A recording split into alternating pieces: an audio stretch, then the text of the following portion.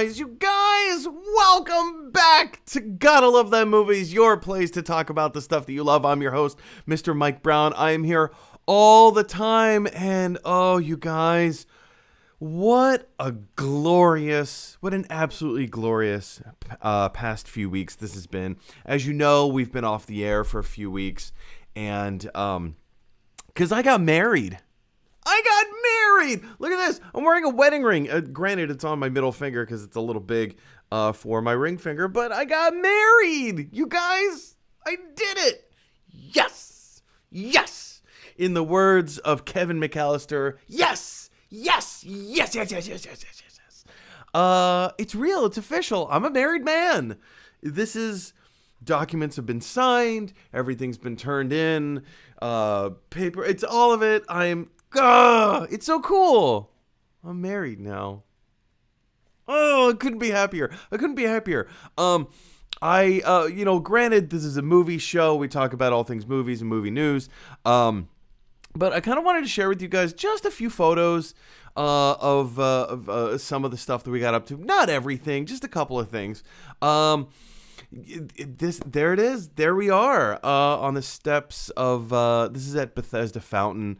More photos are coming. More photos are on their way. These are just a few photos that some of our friends captured of Kim and I. As the photographer was kind of placing us where she wanted us and capturing like the truly great photos. But I thought this one was absolutely stunning. Absolutely stunning.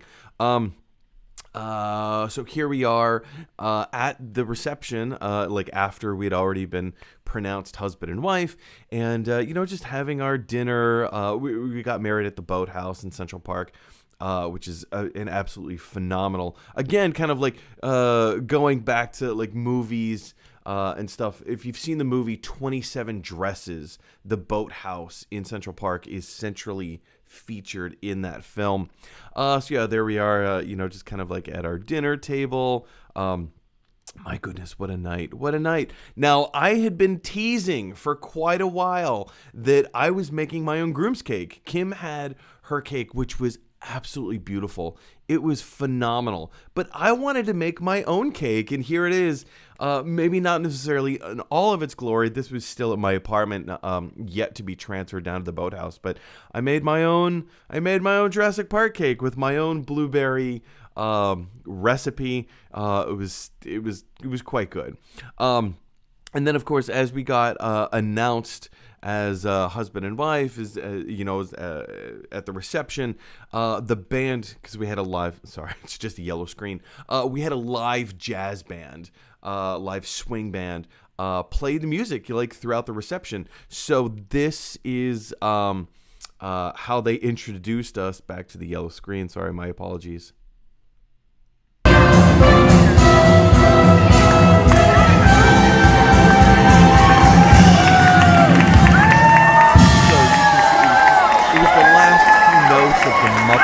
Of the Muppet Show theme song of "This is what we call the Muppet Show." Here, I'll play it again for you. It was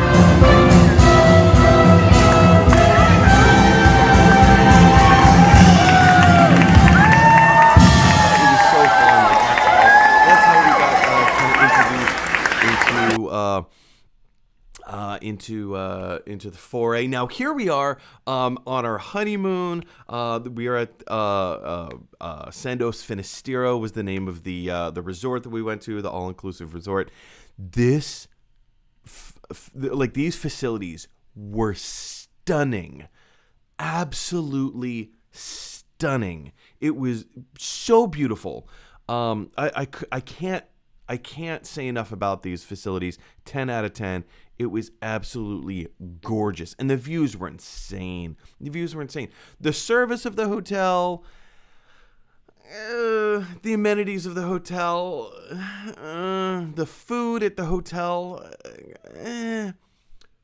but the facilities were outstanding. They were phenomenal. I can't, high praise. 10 out of 10 for the facilities. Everything else was fine. It was okay. And then, here we are kind of walking around Cabo a little bit. Some of the stuff that we did, you can see like these famous arches in the background of where we are. These arches are featured very prominently in a lot of like kind of Caribbean movies, like Pirates of the Caribbean. They were featured, and like a lot of other kind of like high water, high adventure kind of movies. Here's Kim and I going ziplining together through the mountains of Cabo. So that was a lot of fun. And we went snorkeling. My first time ever going snorkeling in open water. I'd been snorkeling before in, kind of like closed water environments, but never in open water. So it was a little intimidating to me because I've got a deep-rooted fear in deep water. So anyway, so that's just a few of the highlights. I'm sure as future shows go on, I'm gonna, I can't shut up about, hey, I'm married, you guys. I want to share all the photos with you. I want to share all the experiences with you. But you guys, it was a lot of fun. It was great. And now we're back in New York, and life finds a way. we're back to the daily grind, doing our thing. Anyway, guys, if you haven't already done so, click on that subscribe button on the YouTube page. With the more subscribers we get, the more watch content the channel gets, and with the more watch content the channel gets, the more what is it I'm trying to say? With the more watch content, the more I get to make this show my full-time job. So I really appreciate your love and support in that regard. And if you guys have anything specifically that you want to talk about, send me an email at gottalovethemmovies@gmail.com. And as long as your question or comment is family friendly, we can feature it as a main topic here on the show. With all that down and out of the way, you guys,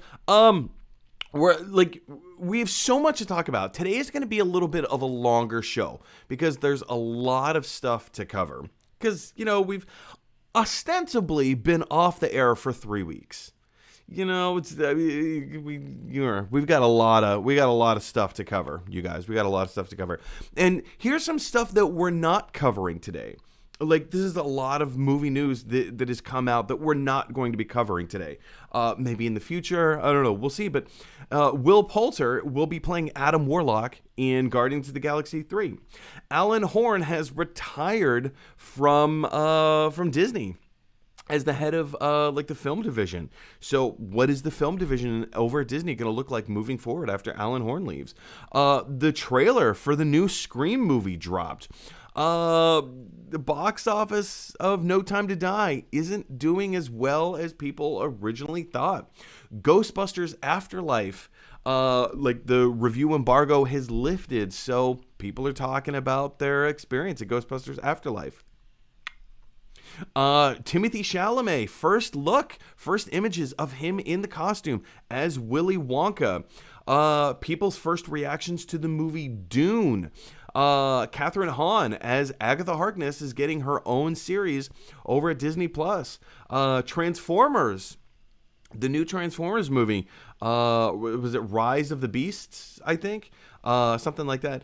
We have our new first look at the vehicles, not necessarily in the transformed positions, but first look at that.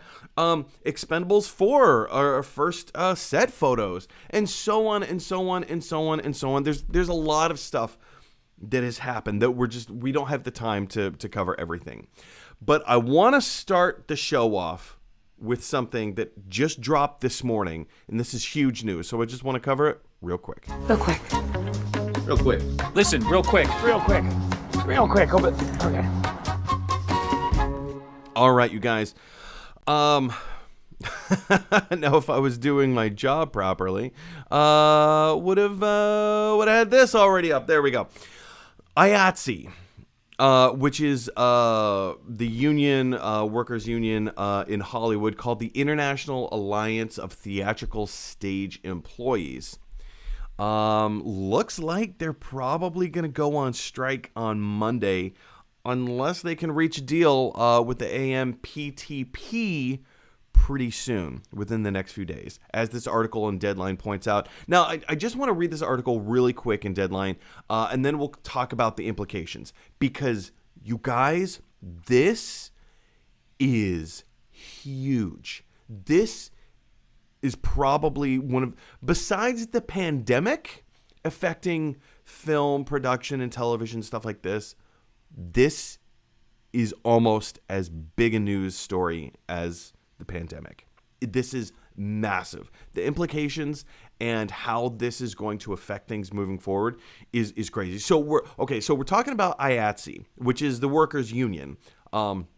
Basically, anyone who's not a director, anyone who is not an actor, anyone who is not a writer is in this union. I'm talking camera operators. I'm talking script supervisors. I'm talking grips, best boy, the prop masters, any sound effects, like all that. Well, maybe maybe not sound effects, but I don't know. Maybe anyone who is not a writer, a director, or an actor, or a musical film composer is in this union. And if they're going to strike, It's huge. So we're going to be talking about IATSE, but we're also talking about the AMPTP, which stands for the Alliance of Motion Picture and Television Producers. The Alliance of Motion Picture and Television Producers.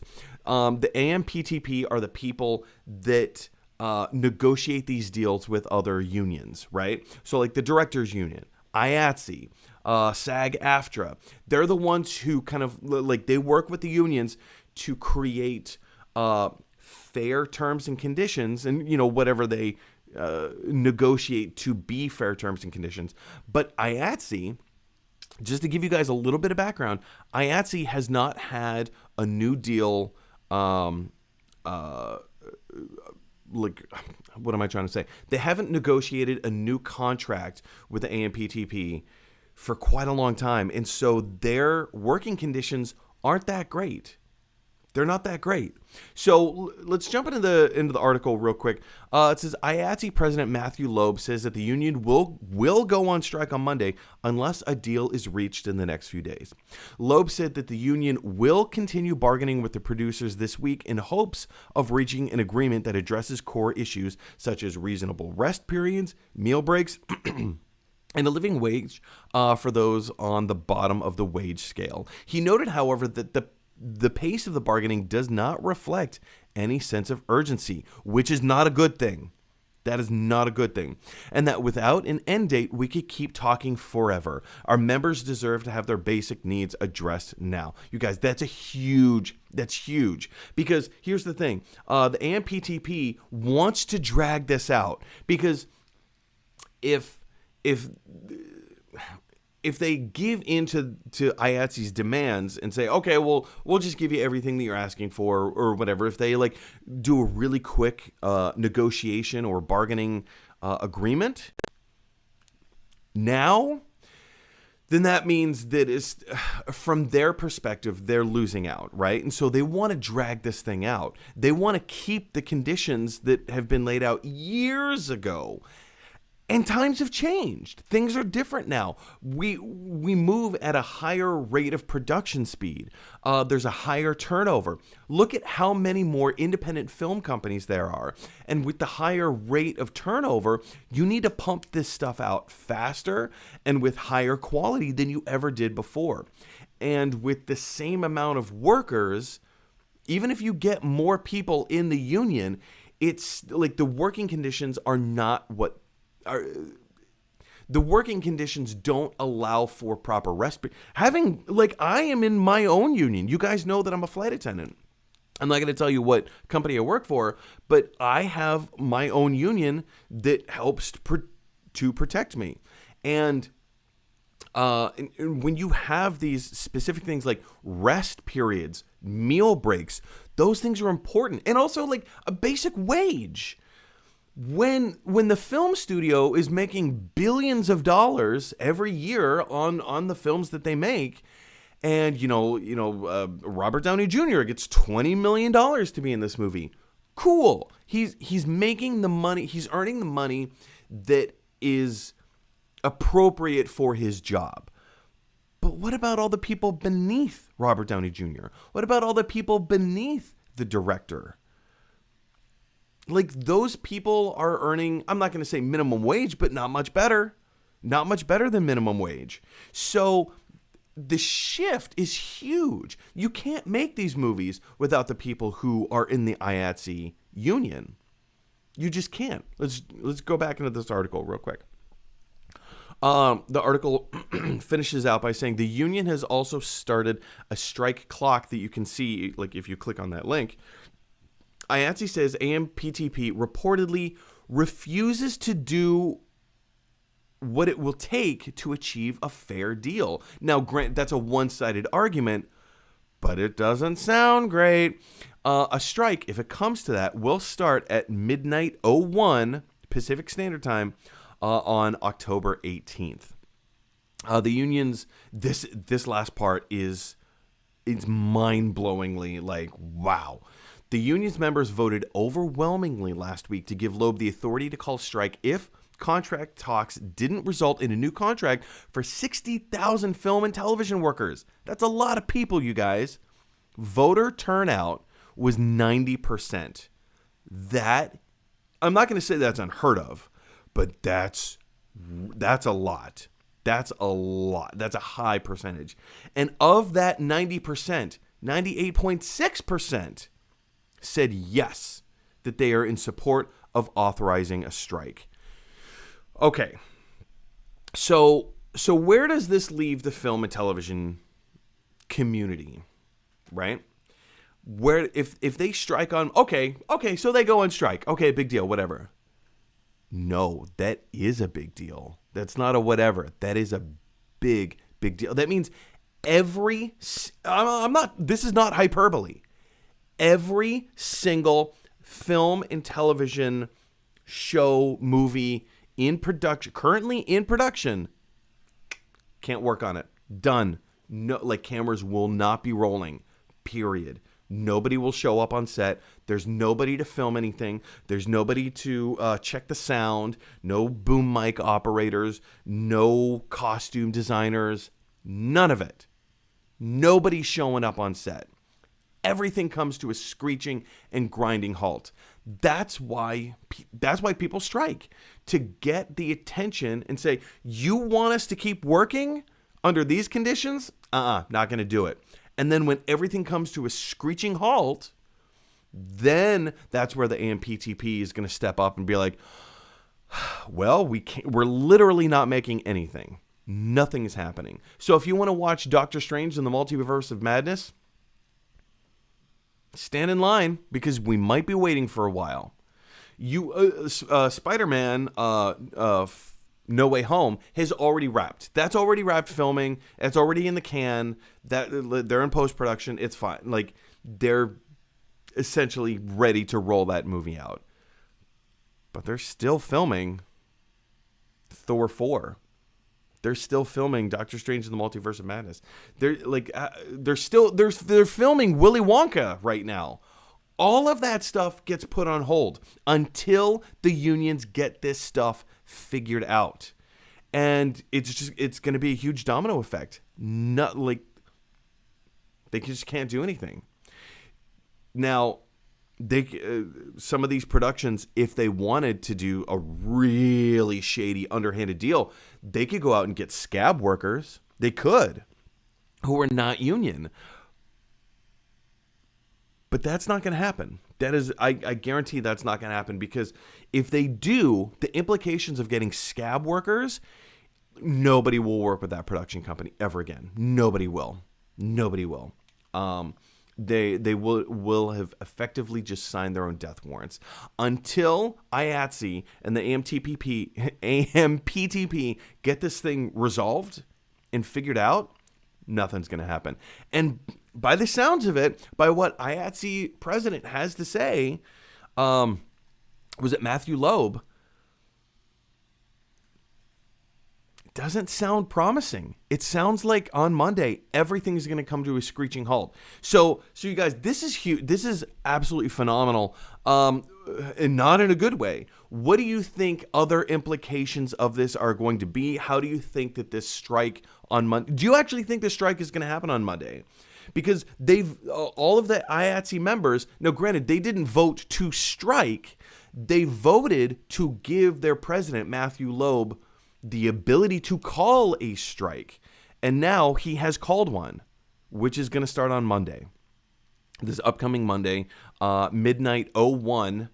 So that's the thing. If union members are working Sunday night and it's 11:30 at night and they're looking at their watches and they're saying, all right, well, if we don't wrap, if this scene doesn't finish filming by 12:01 in 31 minutes, then we walk. Like, they literally walk away. They drop their stuff. Like, they're not going to drop it on the ground and break it. But like, if they're holding a camera, at 12:01, they take the camera off. They put it on the ground. They walk away. They strike. Sorry, you're in the middle of a scene. Sorry, I'm not allowed to work anymore. The union is preventing us from working starting at 12:01 Monday morning. What how do you think this is going to A, affect the film industry? B, what do you think the lasting power of this is going to be? Do you think that this is going to get dragged out even further, or is it going to be more of a, yeah, they'll figure it out in like a day or two? Are we going to take like a day or two pause, which still costs millions of dollars? Because if you're in the middle of a scene, if you're in the middle of filming something and your workers just have to walk away. Now, keep in mind, that's 12:01 Pacific Standard Time, or whatever the West Coast time, whatever standard daylight savings time throws everything off. West Coast time, 12:01. So that's 3:01 in the morning East Coast time. If you're in London, that's 8 o'clock in the morning. 8 o'clock in the morning. And if you're in New Zealand or Australia, like that's in the middle of the afternoon. They're all part of the same union. So everything comes to a screeching halt. It's not just the United States. So I don't know. Like, do you think they're gonna resolve this quickly? I don't. I would hope so. I hope this because nobody wants to strike, you guys. Nobody wants this strike to happen, but they kind of need to do it to raise awareness and say we're not going to put up with your shenanigans, AMPTP. We're not going to put up with your shenanigans because our workers are grossly underpaid. Look at the rates of how much like these big name actors, and I don't begrudge big name actors getting these huge paychecks. I don't, because they get paid what their worth is. Because without their name, people wouldn't come out and see the movies. It's hyperbole, but there's also a certain amount of truth there, right?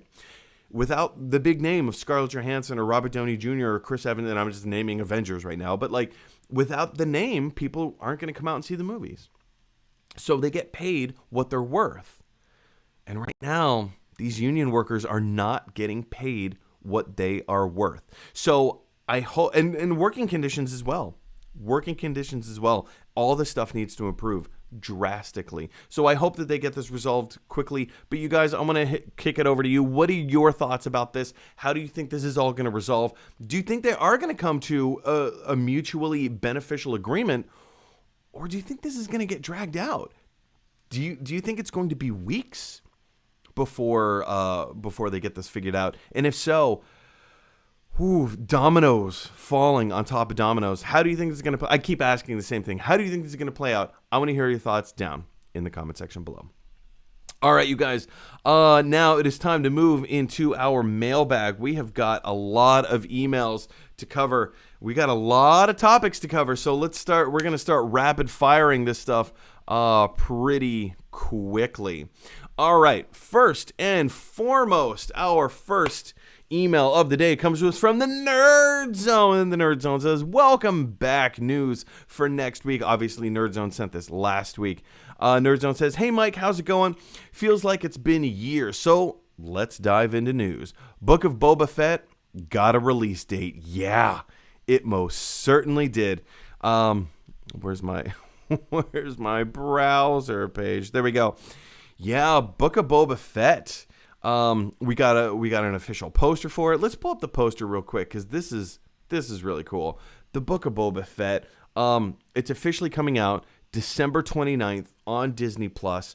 We know that they've already wrapped filming, so they're in the final stages of post-production. This thing is getting the polished touch on it. We genuinely don't know hardly anything about this television show. We know it roughly is going to kind of pick up, or maybe we're at least going to know how Boba Fett got out of the Sarlacc pit. How did that happen?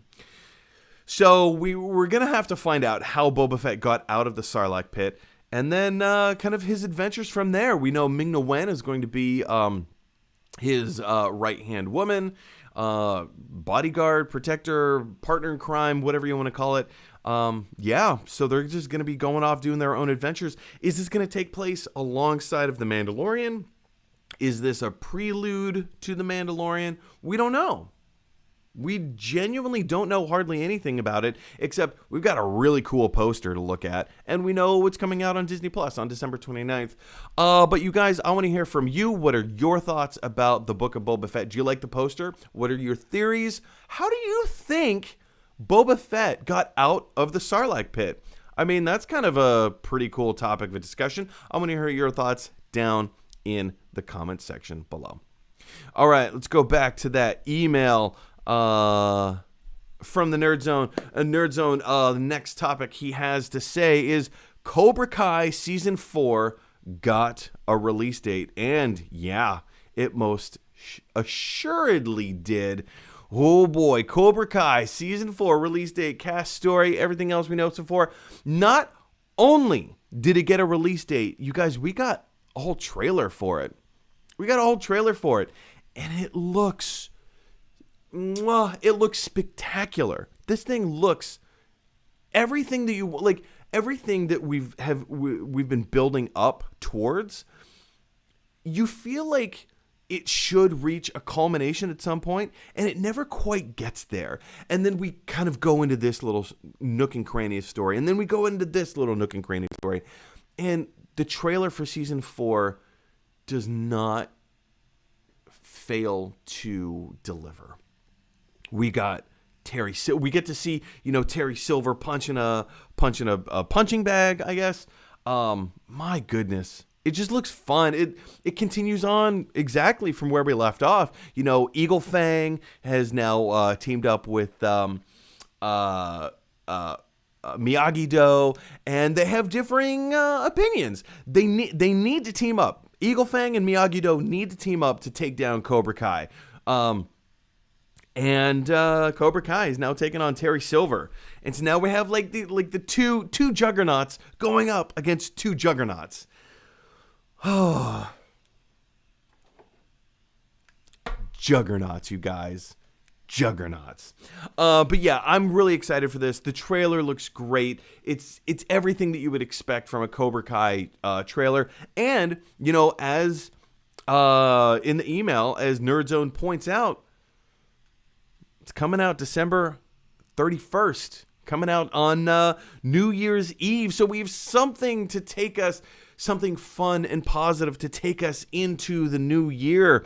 I'm really looking forward to it. But guys, I want to hear from you. What are your thoughts about the trailer, about the release date, about all things Cobra Kai? Please let me know down in the comment section below.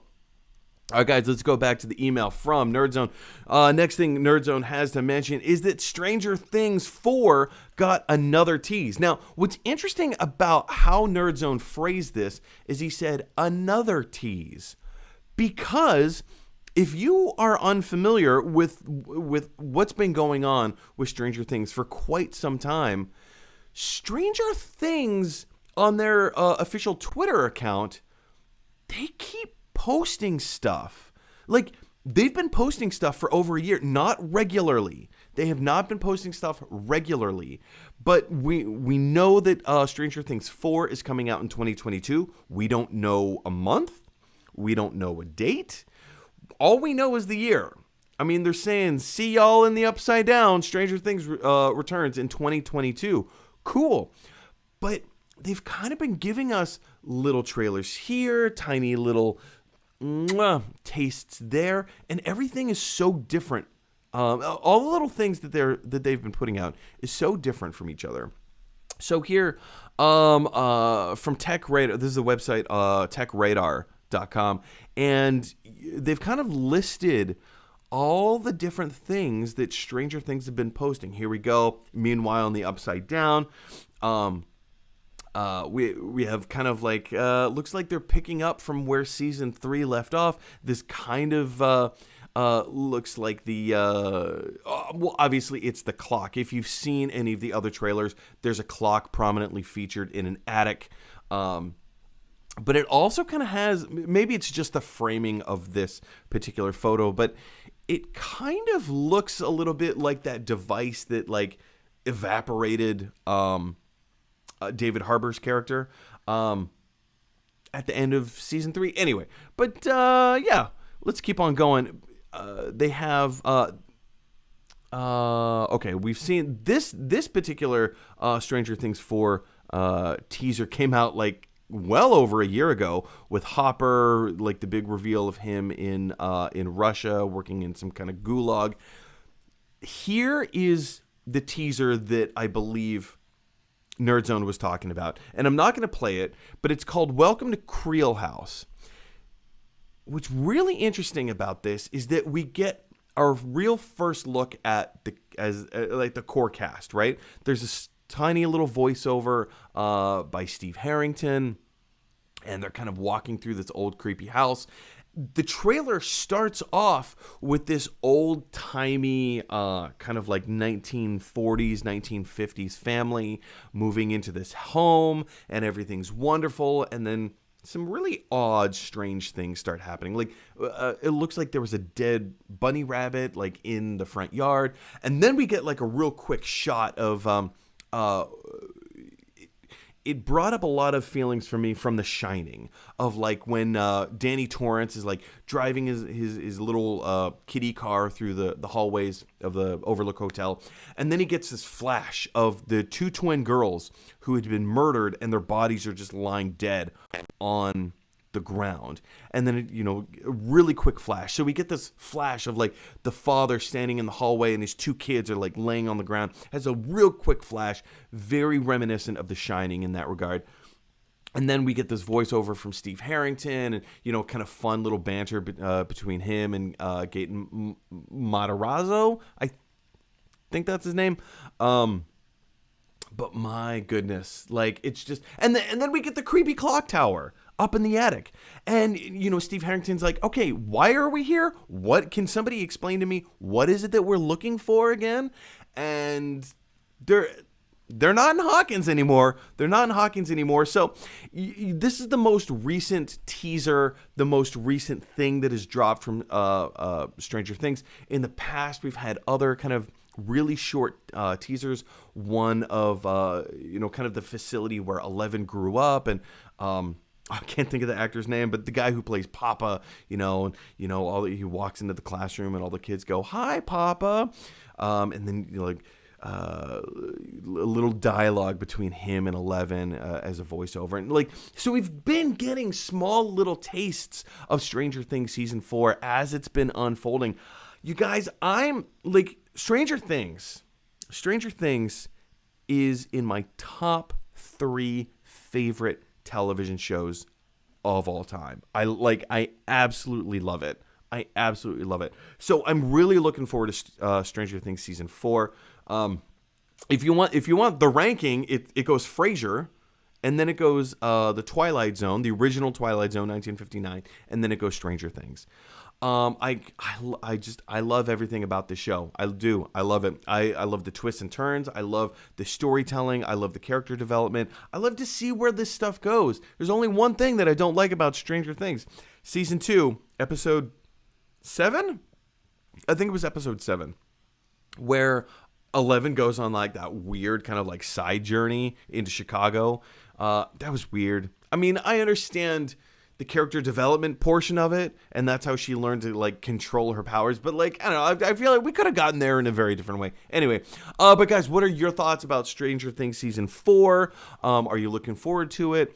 Obviously, hopefully you are, because Stranger Things is amazing, right? I'm not the only person who loves this show. I want to hear your thoughts about season 4, and specifically about this teaser. What did this teaser do for you? How do you think that this is going to play out? What do you think? It kind of looks like they're in a haunted house. It kind of looks like the Stranger Things gang in a haunted house. I'm in. Count me in. What are your thoughts? Let me know down in the comment section below. All right. I don't know why I said it that way. All right. Last thing. Back to Nerdzone's email. He says, Mario movie has an interesting cast. Well, yeah, that's an understatement. Now this is older news. This is news that came out a few weeks ago. But yeah, the Super Mario Brothers movie, the animated film, coming to us from Illumination, the same studio that brought us Despicable Me, the new Grinch. I actually kind of liked the new Grinch movie with Benedict Cumberbatch, obviously the Minions, The Secret Life of Pets. Their newest project is Super Mario Brothers movie. Now, if you've been watching this channel at all, you know that we've kind of been covering this story, I guess, or at least this movie, with as many details as have been coming out. I've been trying to like update you guys on like what's going on with it, how it's working, all that stuff. Even I've been a little speculative. Is this movie even still happening? And a lot of you guys in the comment section are like, no, but like it's definitely happening. And I'm like, okay, but like, is it? And now we have our confirmation. We have our voice cast. And I'm of two minds about this. I am of two minds about this vocal cast.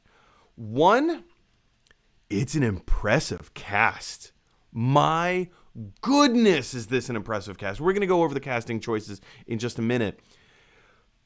You can never go wrong with talent. Like, you just can't, like, all of the people that they cast, and again, we're going to go through all the different cast lists in a minute. When you have incredible talent, you can't go wrong. The other side of the coin is this the right choice? Like, is this the right direction that you want to go in? So, I don't know.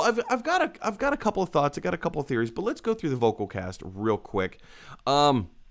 Obviously we have Chris Pratt playing Mario. We have Charlie Day playing Luigi. We have Anya Taylor-Joy playing Peach. We have Jack Black playing Bowser, which is, kind of a fun casting. We have Seth Rogen playing Donkey Kong. Keegan-Michael Key playing Toad. Fred Armisen playing Cranky Kong, which is, why would you put Cranky Kong in there?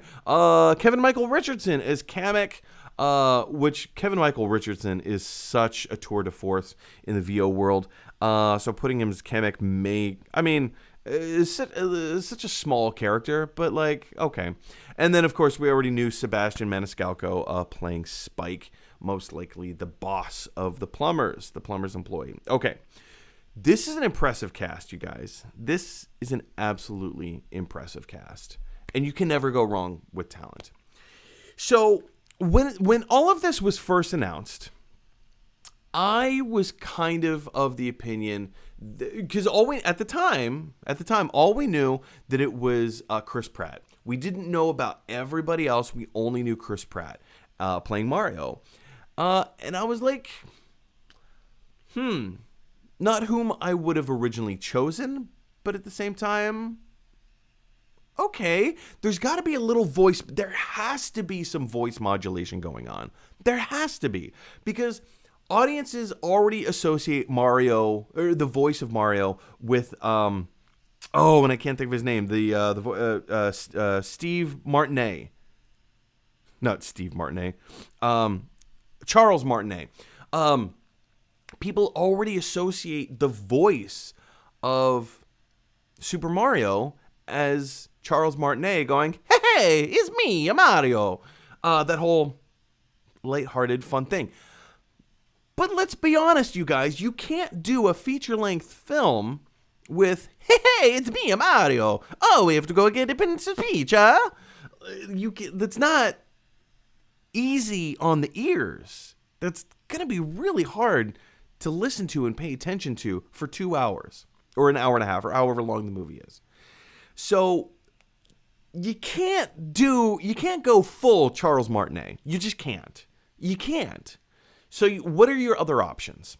Do you bring back Charles Martinet to do the voice of Mario, but like have a little less of that, "Hey, yeah, maybe it's maybe kind of bring it down a little bit, find a happy medium. Hey, how's it going? It's me, Mario. Okay, all right, maybe that'll work. And maybe you can just try and get people to come and see the movie based on its own merits. Super Mario Brothers, the animated film, brought to you by Illumination Studios. Same studios that brought you the Minions, that brought you Secret Life of Pets, all that jazz. Maybe they could do it on their own merits. But I can also see where video game movies don't have... There's that video game movie curse, right? So it's really difficult to try and get people to understand there's more happening than just the movie, right? How are you going to drag people out to the theaters? Well, it's a safer bet to try and say, look at these big name actors. You got Chris Pratt, you got Keegan-Michael Key, you've got now Emmy winner Anya Taylor-Joy, Seth Rogen, Charlie Day, all the rest of them, right? All the rest of them. Jack Black. It's a great vocal cast. Okay, so now there's going to be a little bit bigger of a draw, right? I'm still of the opinion that they're going to do some kind of voice modulation. I don't see how they can't do that. Because if it's Mario as Chris Pratt, or rather, if it's Chris Pratt as Mario, and it worked for the Lego movie, I'm not going to say it didn't, because it did. But the Lego movie was something that nobody expected to succeed. Everybody's expectations were very, very low. And they were, for the most part, all original characters in the Lego movie. People going into this film, into the Super Mario film, are going to have some level of expectation. How is this going to work? How is it going to sound? And I think we may actually go through a really interesting process with the fans with Super Mario as what we did with Sonic. When the original images for Sonic came out, everybody was appalled. Everybody was appalled. Now, the image of Sonic has nothing to do with the quality of the movie, but when the fans cried bloody murder so hard and so loud, the studio listened and said, okay, let's take it back a little bit. Let's go back to square one. Let's redesign Sonic. Let's fix the way that he looks, which it should have been a no-brainer, you guys. That should have been a no-brainer. So let's hope that there are a few no-brainer scenarios in this film moving forward. But yeah, from my personal opinion, I don't see how they can't do a little bit of voice modulation to kind of cartoonize their voices maybe just a little bit. Because, I don't know, when I think of Bowser, I don't think of Jack Black, right? And if you look at the way, or listen, pay attention to the way that these actors sound and the animated stylings of them. Seth Rogen as Donkey Kong sounds awesome. But the way that Seth Rogen's voice sounds means that there's movement associated with it. Same thing with Jack Black. Same thing with Keegan-Michael Key. The way that they move their voice, the way that their vocal talents, I keep saying the word move, but I can't think of a better word. The way that their vocal talents move gives actual movement to the character. You can't have a guy talking like this and just animate it just very sour and dour, and so there's a certain je ne sais quoi that comes with the vocal talent into the character. So the movement and the attitude of these characters is kind of going to be dictated by the vocal cast. And at this point, it's for the most part, it's a done deal. Like, recording has already happened. They're already animating. It's already in progress. So they're not going to go back on it. It is what it is. We're getting what we're getting. So no amount of complaining or being up in arms is going to change anything at this point, because it's already a done deal. Like, they've waited so long. When we already heard about Maniscalco, what's his face, Maniscalco, playing the part of Spike a few weeks ago, we're like, wait, what? Like, oh, this is the first announcement that we've heard about this, and it really makes me wonder, are we hearing about this now? And when I say now, I mean like, a couple of weeks ago, because of the Maniscalco thing. Did he reveal something that he wasn't supposed to reveal? And so now Illumination is like, well, I guess we kind of have to show all of our cards now. Thanks, Maniscalco. I don't know. But you guys, like, this is either awesome or it's going to be pretty bad. I don't think that there's any middle ground here. I mean, maybe I'm just being hyperbolic, but I don't know. I think we all are in agreement that we want this to be as awesome as possible. And I understand the frustrations. I completely understand the frustrations of fans around the world. Yes, Charles Martinet is he has a cameo in this movie, but a lot of people want him to play Mario. A lot of people want him to be the main character, and I don't see that as a viable option. I mean, maybe I'm being naive. Maybe I am. I don't know, but I don't see that as a viable option. I want to hear from you guys. What do you think of the vocal cast as a? Well, here's what I don't want to hear. They've totally ruined Mario. Oh, this is the worst thing ever. No, like, lay out your argument. Why do you think this is a bad idea? How do you think it's not going to work? Don't just give me your reactions. I actually want to hear some thought process behind this. Do you think this is a really bad idea? Which I know a lot of people do. I'm kind of in the middle. I'm holding back. I want to see what this is going to sound like. I want to wait for the first trailer. And if they don't give us any vocal talent in the first trailer, I think that's going to be a big sign that, oh no, this is not going to go well. So I want to hear what they sound like in the first trailer. Because if they sound bad in the first trailer, hey, I guess at least we kind of have some indication as to how this is going to go. And who knows, maybe we'll be pleasantly surprised. Maybe we will. But I want to hear what you guys have to say about it. Jump on down to the comment section below.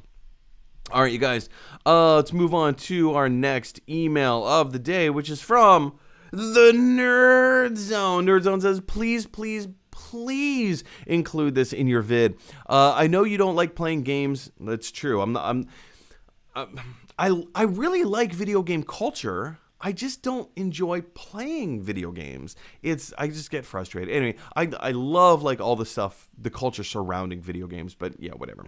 I know you don't like playing video games, but the new Super Smash Brothers character got announced, and this one is pretty big. You are correct. And don't, the magnitude of this was not lost on me, Nerd Zone. It was Sora from the Kingdom Hearts. Kingdom Hearts is huge because it's basically a Disney-made Final Fantasy game. That is correct. I remember when it came out. I was in college. All of my friends were playing it, and it was like the game. So I got a. Even though I never really played it myself, I like watching other people play video games, and I watched a lot of my friends play a lot of Kingdom Hearts in college. Kingdom Hearts is a game where you play as Sora, correct? As you adventure into the worlds of Disney with Donald and Goofy, and there's so many other people, so many other characters join in. That's right. Nintendo has never crossed over with any movie company in Smash, so this is massive. You are 1,000% correct, Nerd Zone. This is massive because, yeah, as you say, Nintendo hasn't crossed over with any, like, they've kept all of their characters in-house. So for Nintendo to now have a Disney character in their ranks, it's huge. It's a huge crossover. And I watched the announcement video too, which was so well done. You have like these hosts of characters from Super Smash Brothers, and here at the front is Mario, and there's like this fireball off in the distance, and he steps off his pedestal, and pedestal kind of disappears, and he walks towards the fireball, and he kind of looks back at the crowd, and he's like, I don't know, should I? Okay, I guess I have to do this. And he reaches into the fireball and he throws it out into the void, and it hits kind of like an invisible wall and explodes into a million pieces, and a huge key emerges, and from that key dangling are the iconic mouse ears that hangs off of the back of the key, right? And then the key shoots a laser beam into the void, and it opens up a portal. Comes floating out of the portal is the upside down, laying on his back character of Sora.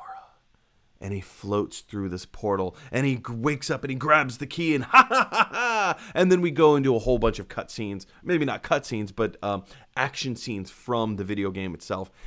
And it looks really good. It looks really good. And it's exciting because, as you say, it's a crossover of something. It's like the first time that we got to see Spider-Man in the MCU. It's something that needed to happen. It needed to happen. But we never thought we'd see the day, and then it happened, and then he shows up in Captain America Civil War, and he grabs Cap's shield, and he says, "Hey, everyone."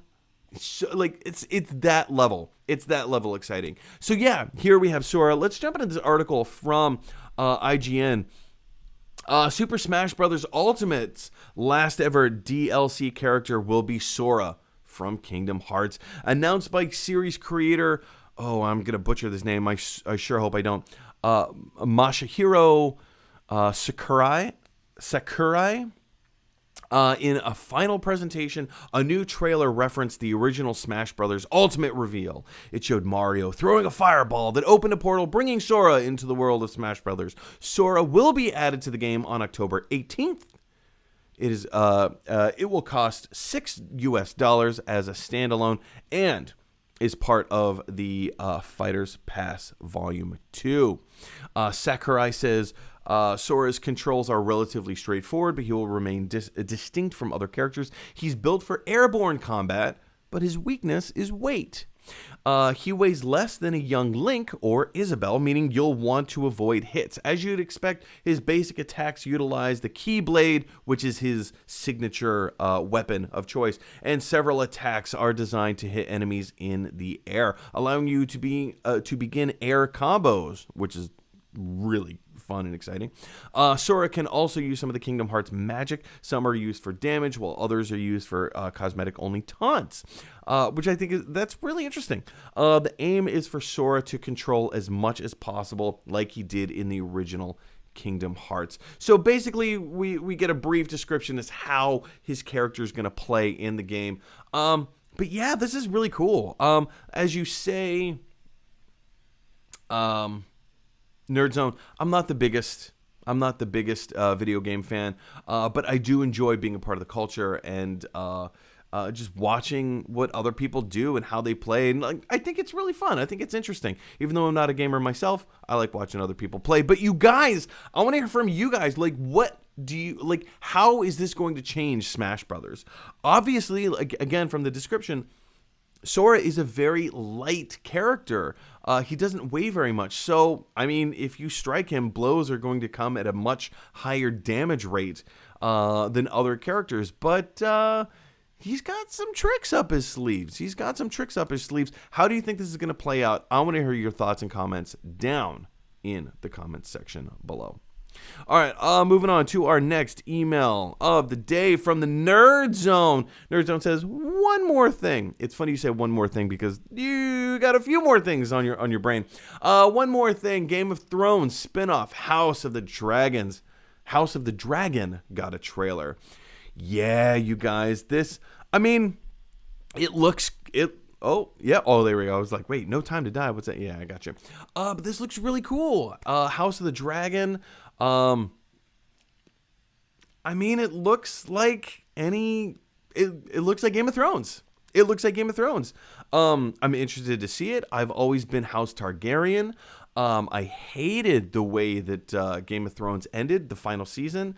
I understand. I get it. Like, this is what they were building up towards, and she's a descendant of the Mad King, and so she went mad herself with power and the dragons, and she burned everything. She lived up to her promise and blah, blah, blah. But, I didn't want Daenerys to be the bad guy. I didn't want her to be the villain, and it seemed too easy. From a storytelling perspective, it just seemed too easy that was how you were going to end it.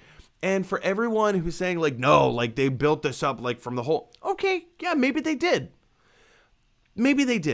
But for me, it didn't feel earned. It didn't feel justified.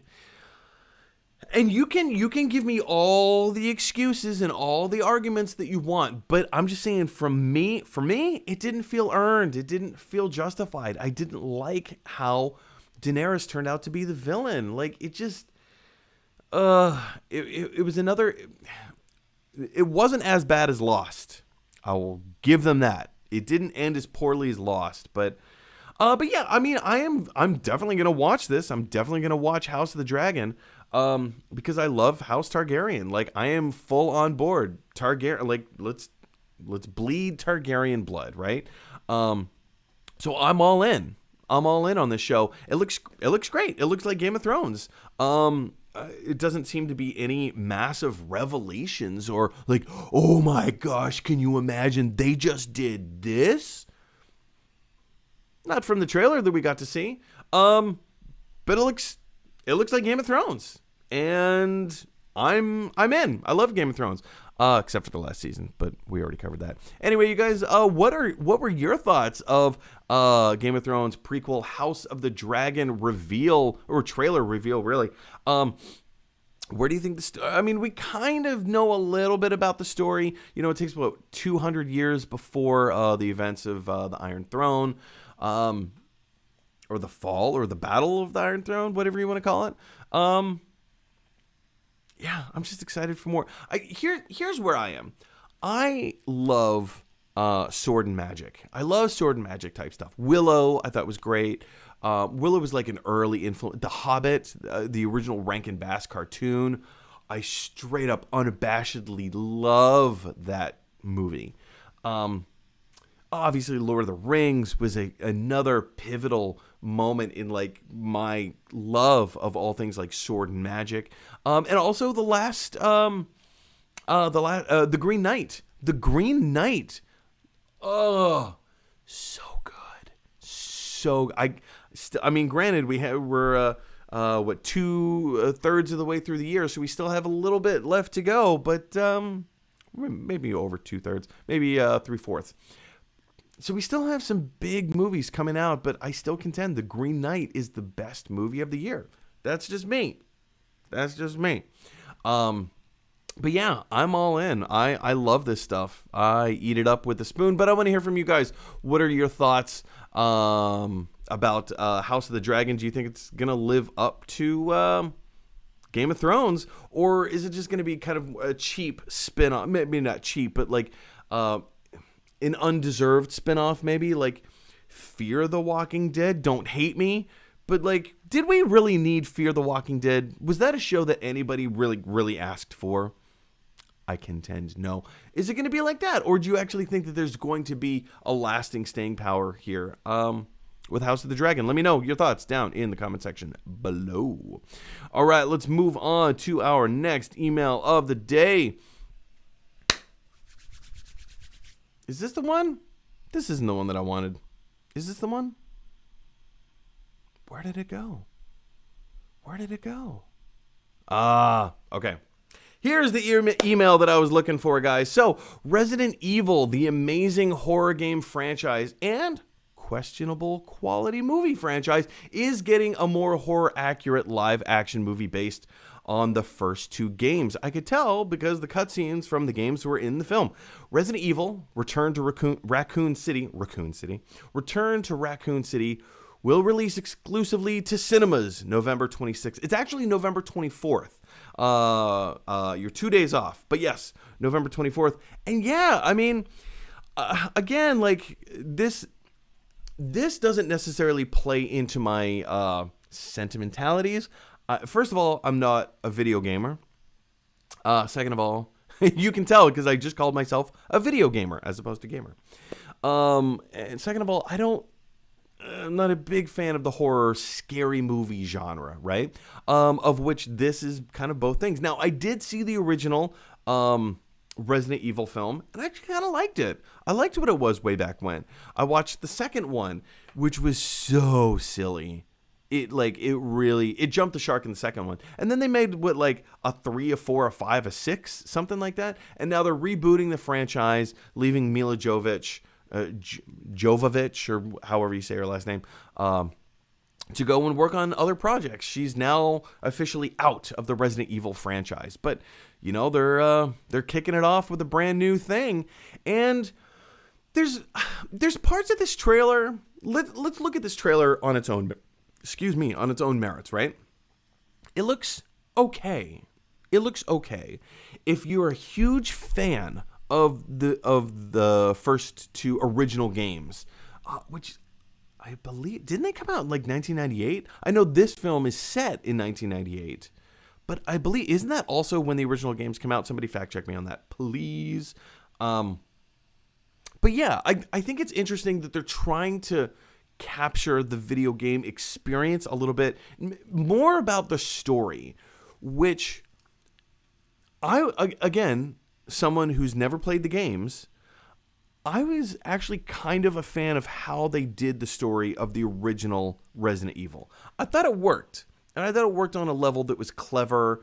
It didn't rely on your knowledge of stuff from the games. Now, a lot of the stuff that I've been reading online about this particular movie trailer is that they're honoring it. It doesn't seem that you need to be reliant on knowledge of the games. But if you are a fan of the games, then your fandom will be rewarded in this movie. There's like little hints and Easter eggs and nods and references to things that, saw, or even like full-on cutscenes of things that happen in the games, which I think is really clever. I think that's a great way to do a video game movie, is take classic things that people already know and honor that stuff, but also you need to have good character development. It doesn't matter. If you don't have a good story and if you don't have good character development, nobody's going to care. It doesn't matter if you have great graphics, of which that's another point that I take, or issue rather, that I take with this trailer, is that, and I get it, their budget isn't Avengers Endgame level, but like, I don't know, some of the CGI in this movie looks unfinished. And maybe that's just the trailer. But if it's not, I mean, some of these creatures, some of the zombies, some of the zombie dogs, the zombie Dobermans, which I know are a staple of the original video games. Like, isn't that how the original video games were released? Resident Evil 1 had one zombie Doberman on the cover. Resident Evil 2 had 2 zombie Dobermans on the cover. Resident Evil 3 had 3 zombie Dobermans on the cover. This is something like that, right? So I get, like, the Dobermans are kind of like a part of the history of Resident Evil. But I may, honestly, you guys know I'm not a horror movie fan. I don't like horror movies. I may go see it because there's something about zombies that isn't all that scary to me. And the way that this is done doesn't seem terrifying. So I'll wait before a few more trailers come out. I'll probably watch some of the reviews and see what people say. I don't have high hopes for this film. I know hardcore Resident Evil fans are very much looking forward to this because it seems to honor the games that came before. So I think that's really interesting. And I like that they're doing that. But I'll be honest, as a movie fan, I'm not so sure this film is going to hit. But then again, maybe I'm wrong. I am happy to eat those words. If this is a great movie, I will happily eat those words. But anyway, I want to hear from you guys. Like, what are your thoughts about the new Resident Evil franchise coming out? I think it's going to be kind of cool. I think it's cool that they're doing it. I just don't think the movie itself is going to work the way that they want. But I want to hear from you guys. What do you think about the CGI? What do you think about the story? What do you think about the references? Do you actually think it's going to work? How do you think it's going to work? I want to know your thoughts down in the comment section below. All right, guys, moving on to our second to last email of the day from the Nerd Zone. Nerd Zone says, you're probably getting sick of me right now, but guess what? More news. Thank you, Nerd Zone, for keeping us on point. This is why we do this, you guys. Email. Send me an email. So we have more stuff to talk about. Nerd Zone says DC Fandome has gotten an advertisement trailer. It's gotten multiple advertisement trailers with some famous stars from last year's presentation and new ones like Pierce Brosnan. Yeah, Pierce Brosnan makes an appearance in this. Nerd Zone says, in case you wanted more Bond in 2021. James Bond. Except for Die Another Day. I hate that movie. I think that is the worst, the absolute hands down worst James Bond film of all time. But that's another topic of discussion for another day. And they said in the trailer, get ready for the Batman trailer. Yeah, we already had one Batman trailer, but now in this DC Fandome advertisement, they're saying, hey, we got a new The Batman trailer coming out very soon, so be ready for that. I mean, we already knew it was coming when they put it in the trailer, but you know it. I'm sorry. I'm putting words in your mouth. We knew it was coming, but when they put it in the trailer, it's important. Yeah, it's like it's not that it's important per se, but it's that they need more. They need something big to ground DC Fandome in, and that's what they grounded last year's DC Fandome in, and that's what they're going to ground this one in as well. Nerd Zone continues to say there is also a DC Kids fandom happening, which will most likely focus on the Cartoon Network shows and the new DC League of Super Pets film. Yeah, like all the kind of like the more kid friendly type stuff as well. Yeah. But yeah, DC Fandome, as opposed to last year, this year's DC Fandome will take place all in one day. Last year's DC Fandome was over the course of a weekend. This is only going to be 4 hours long, as opposed to an all-day event. I think last year's DC Fandome started something around like 9 o'clock in the morning and went all the way until like 8, 9, 10 o'clock at night, something like that, over the course of 2 days. Now, in one day, and I think that's a smarter way to play this. It's an event, but let's make it one day. Let's jam-pack as much like really cool stuff. I think they learned a lot from last year. Last year was cool, and they talked about a lot of stuff, but there was a lot of stuff that not everybody cared about. There was stuff that some people cared about, but not everybody, right? So I think this year, I think it's smart that they're doing all in one day. It's 4-hour block. So here's the thing. Saturday is my only day off this week. Besides today, but like for the next few days, Saturday is my only day off. So I want to like block out those 4 hours, but like I also kind of want to go out and do stuff. Like it's my one day off with my wife. Let's go do something. Let's go out. Let's go play out on the town. It's her day off as well. So I don't want to spend the whole day tied up with DC Fandome. I definitely want to get out and do some things. So I think it's best that they do it in this regard.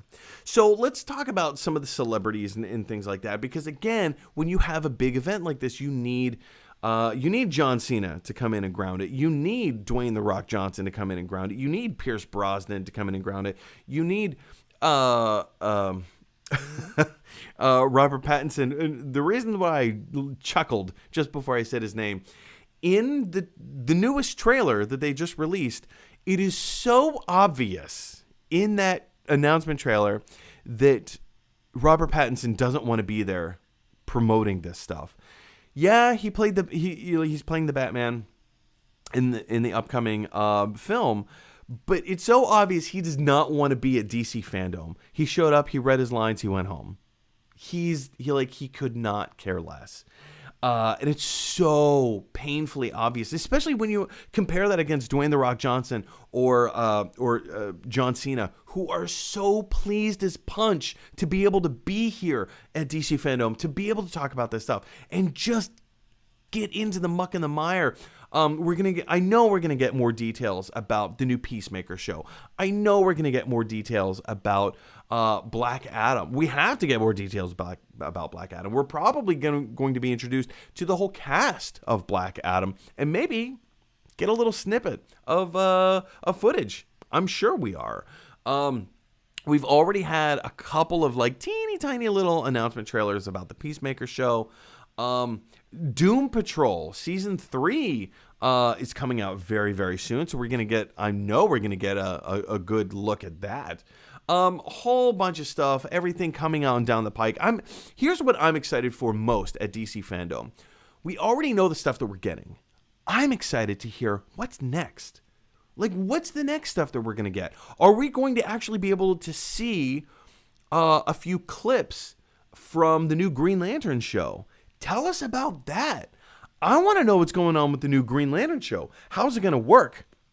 What time period is that going to take place in? Who are the main featured characters? We know, like, it's not Hal Jordan, Guy Gardner. Who's the other guy? Kyle Rayner. We know it's going to be kind of centered around Kyle Rayner. He's going to be like the main character of the show. But there's a whole bunch of other Green Lanterns, like Earth Green Lanterns in the show as well. I want to know more about that. What other projects does DC have planned that they haven't announced yet? That's the stuff that I'm most excited about. But you guys, I want to hear from you. What are you most excited for at DC Fandome? Or maybe it just is the new Batman trailer, which is going to be huge. The first Batman trailer blew me away. It blew me away. With the whole smells like Teen Spirit, like really slow, dark, and like, oh, kind of like shivers down your spine kind of vibe. I loved it. I absolutely loved it. I'm excited to see more from this. We know Andy Serkis has already publicly commented that The Batman is Matt Reeves' masterpiece. Take that with a grain of salt, though, you guys. Take that with a grain of salt, because Andy again, news, water is wet, right?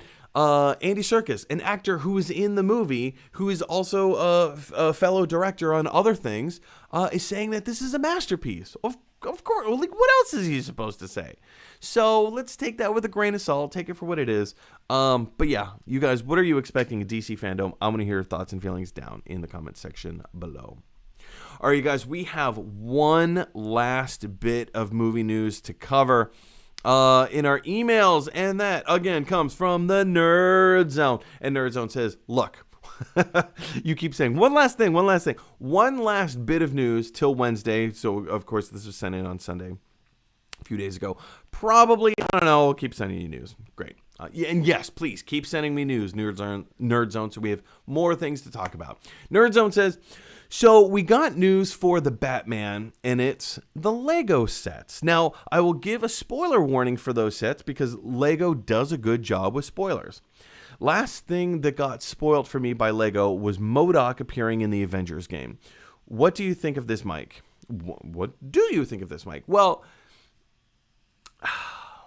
it's interesting because let me preface this by saying the spoilers, I don't think there's major spoilers here. I don't think there's major spoilers regarding the Batman movie with Robert Pattinson and its corresponding Lego set. So here's what's going on. So here we are over, what is this, Screen Rant? I think it's Screen Rant. And they're talking about how, various Lego sets have just been revealed. And so I'm just going to go scroll down. I'm going to show you some of these Lego sets, right? There's 3 different sets. So there's this set. And we'll talk about the name of this set in a minute. But obviously, it's the Bat Cave. You have like a little bat cycle. Let's go from left to right with the characters. So we have kind of Bruce Wayne out of costume. And then you have Commissioner Gordon. Then top middle, you have Alfred, which is so weird because you can look at that tiny little Lego action figure of Alfred and go, oh, that actually looks like Andy Serkis, which is really, Lego is just amazing at how they do this. And then down bottom center, you have Batman in full costume. And then keep going right, you have Zoe Kravitz playing Catwoman. And then on the far right, you have Riddler, right? So cool, just very plain, basic, and if you look at the Batcave, it looks pretty impressive.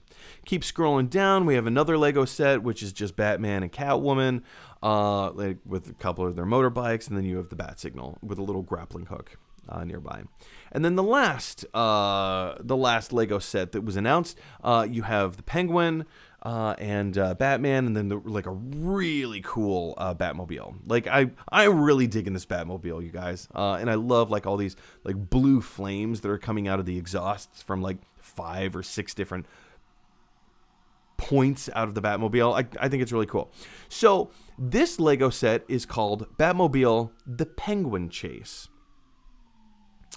This is called Batman and Catwoman Motorcycle Pursuit. That's the name of this particular set.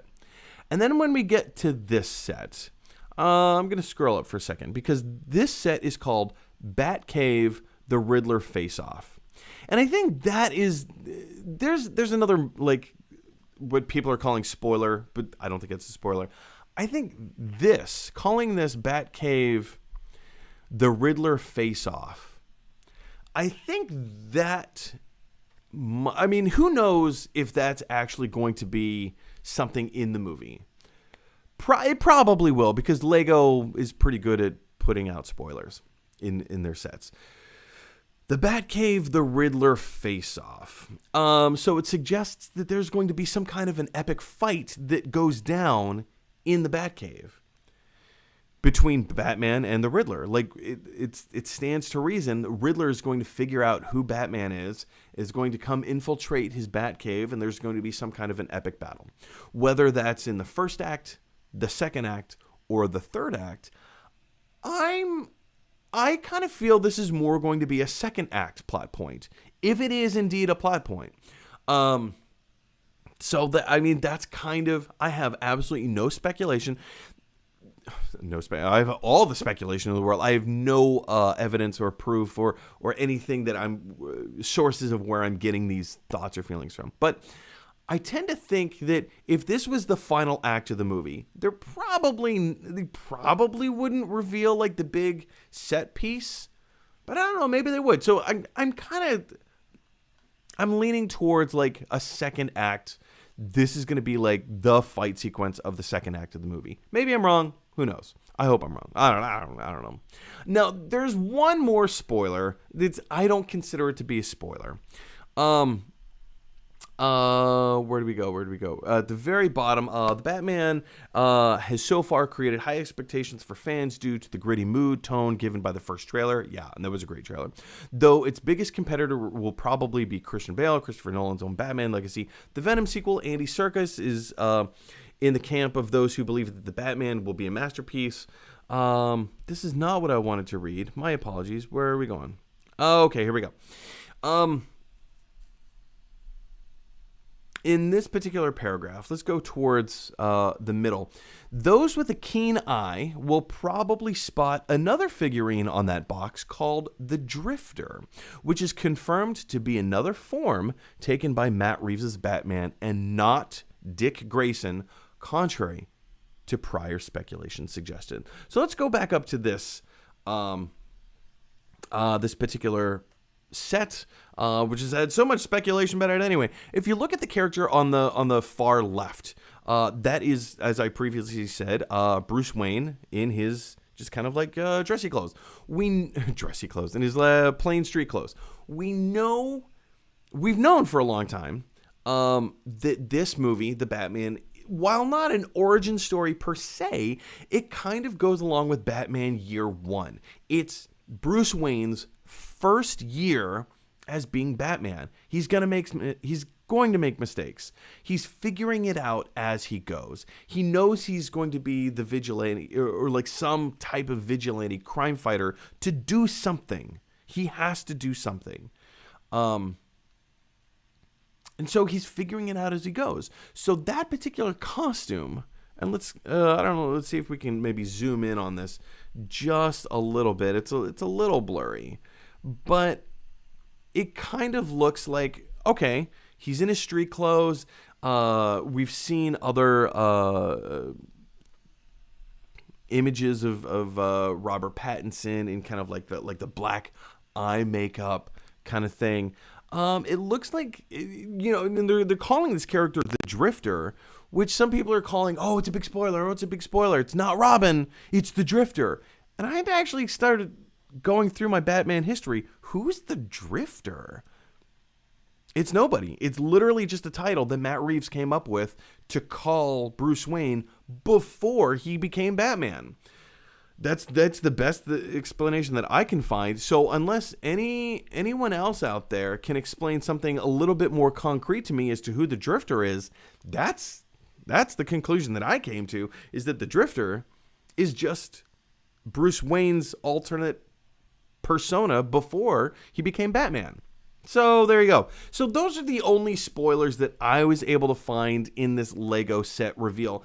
Maybe there's other plot points or other spoilers that you guys were able to find and you want to bring out. What do you think those are? Do you think that this is the big final third act set piece where Riddler, sorry, I've been talking for ages. I need a little woohoo. Do you think this is going to be the big action set piece for the final act of the film, or do you think it's going to be a little something smaller in the film, if at all? Let me know what your thoughts are down in the comment section below. All right, guys, that is all of the movie news that we had to cover today, and that was a lot. If you don't mind, I'm just going to rest my vocal cords for a few minutes. We're going to take a quick break, and then we'll be right back and jump in and take your live comments and questions.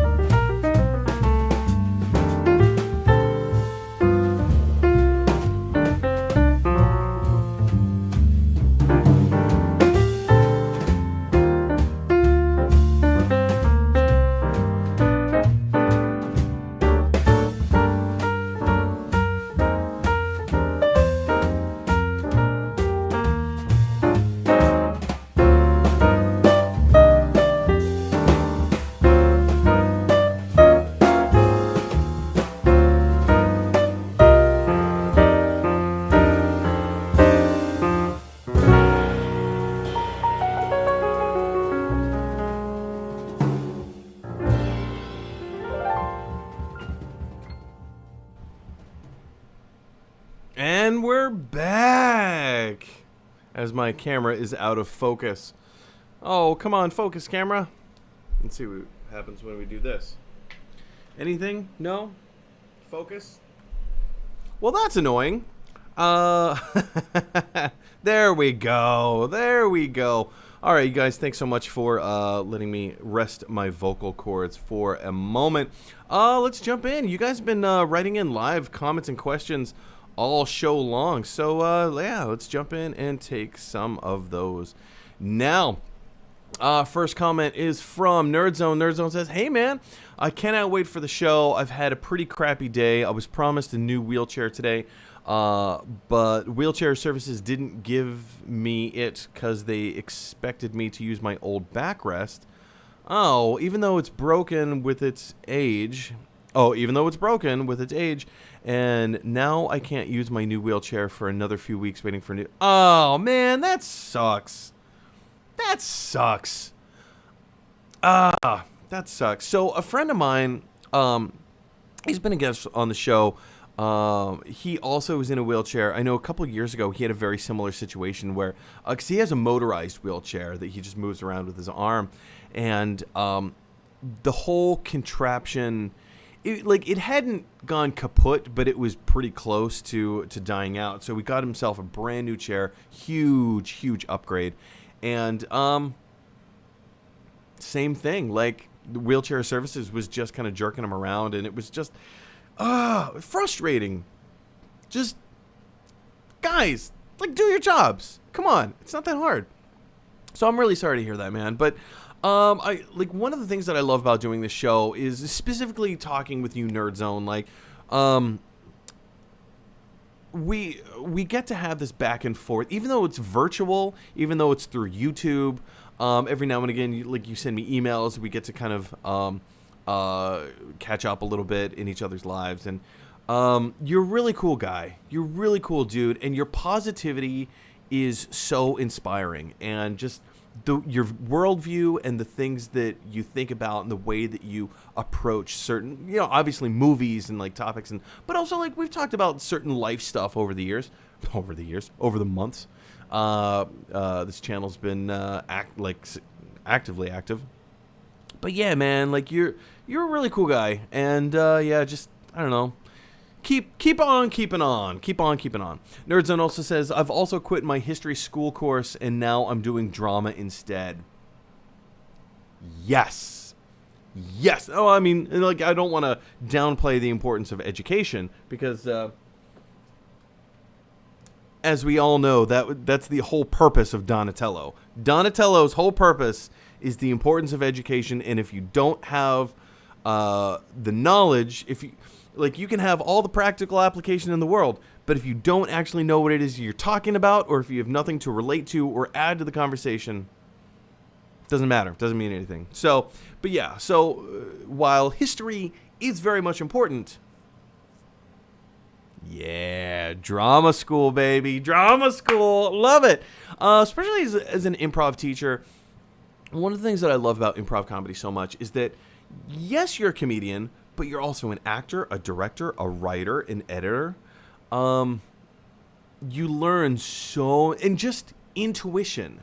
You learn intuition, which seems counterintuitive just by the nature of it, but it's true. You can learn intuition. The whole idea of the finesse of a conversation, learning how to become comfortable with the uncomfortable, learning not how to think on your feet, because I don't think that thinking on your feet, that's the colloquial term. But if you actually think about what thinking on your feet means, or what it's supposed to mean, I don't think that that's true. What I do think is true is what improvisation does is it teaches you how to think clearly while under pressure. That's what improvisation does. Amongst a host of other things. So yeah, when you say, yeah, you're doing drama instead, yeah, man. Yeah, I'm excited for you. I'm excited for this journey. Nerdzone says, also congratulations, Mike. Woo! With a whole ton of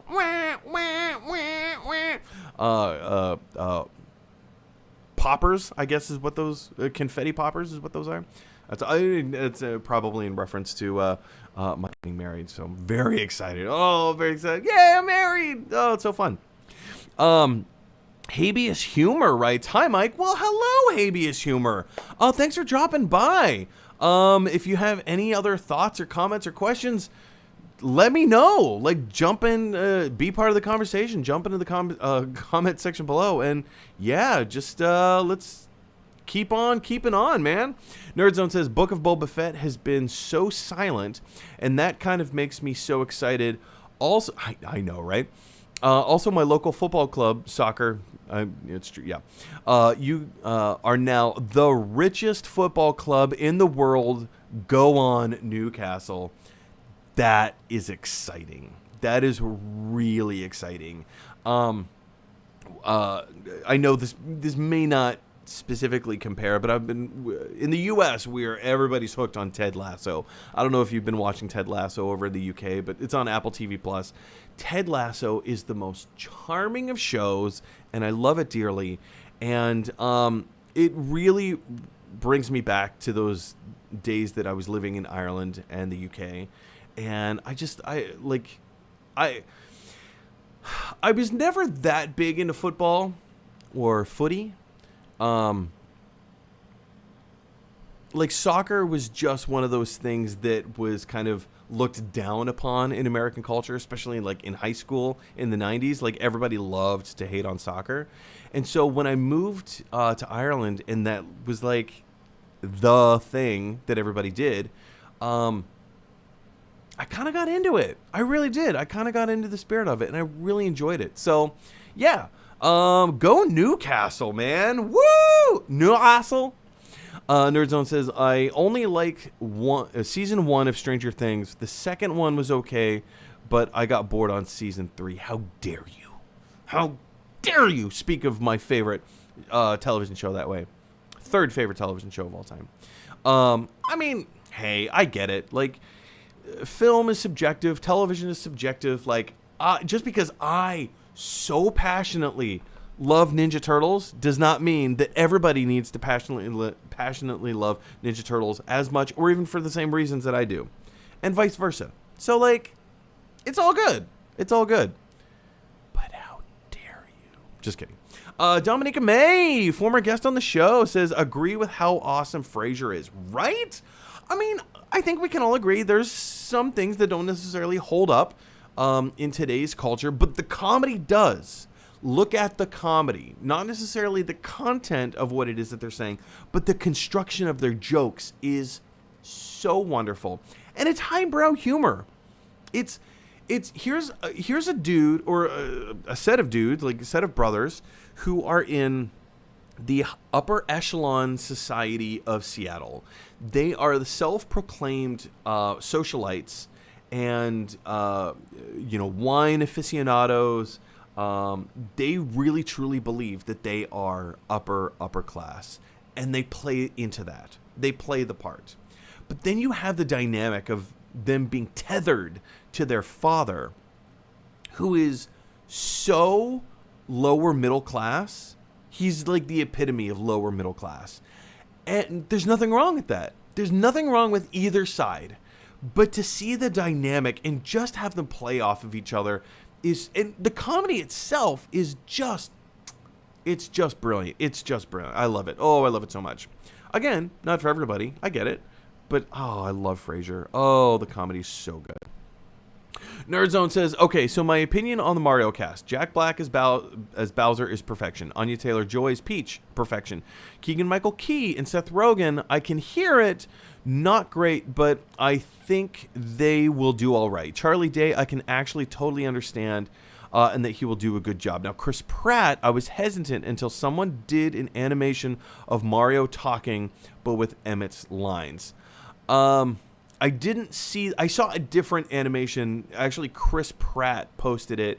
It was of the scene, the end scene of Guardians of the Galaxy 1, where Star-Lord jumps in front of Ronan the Accuser, grabs the Power Stone, and then Gamora is like, Peter! And so they somebody animated the Mario hat on top of him, and then like the Mario mustache and the big Mario nose. And then it kind of like put in certain like Mario music and dun dun dun dun dun dun dun dun dun dun dun dun. Like that was really fun. It was really clever. I haven't seen the one that you're talking about where they put in Emmett's voice on top of Mario animation, but I'll see if I can find it. Nerdzone says, and I now think that if Chris Pratt puts a fun charm on it, that he will do good. Sorry, I just read your next comment. Yeah, let me address this first. I mean, it's never like one of my favorite YouTubers of all time, and I talk about him all the time, especially on this channel, because this channel is kind of a ripoff of his channel. John Campea. John Campea always says, like, it's never a bad thing to add talent. It never is. It never is. He's totally right. And all of these people are super, super talented. Charlie Day, I think, I think that's a really fun kind of casting for Luigi. I'm really excited to see what Jack Black does as Bowser. Yeah, Anya Taylor-Joy's Peach, I think, would be just fine.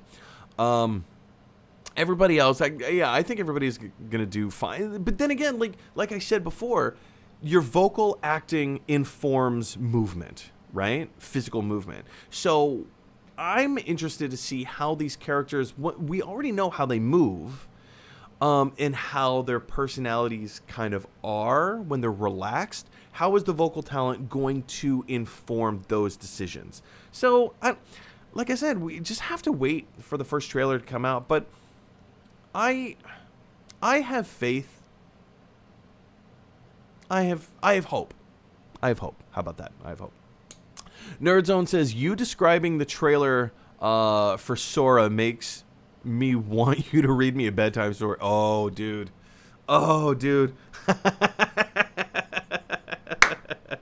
What story do you want to hear? I'll make a YouTube video just for you. Yeah, man. Like, again, in a world where the Juggernaut met Donatello, did they become friends, or was this partnership merely a coincidence? Find out. I don't know. Like, I don't know. Storytelling's my thing, man. I love storytelling, and there's the difference between reading a story and telling a story, right? I love it. Nerdzone says, for the Smash creator's name, say it as Masahiro Sakurai. Masahiro Sakurai. Thank you for that. That's actually incredibly helpful. Masahiro Sakurai. That is incredibly helpful because a lot of other cultural names, especially when they use a different alphabet, is very difficult to try and figure, like, in trying to honor how people say their names. So that is incredibly helpful. So thank you very much for that.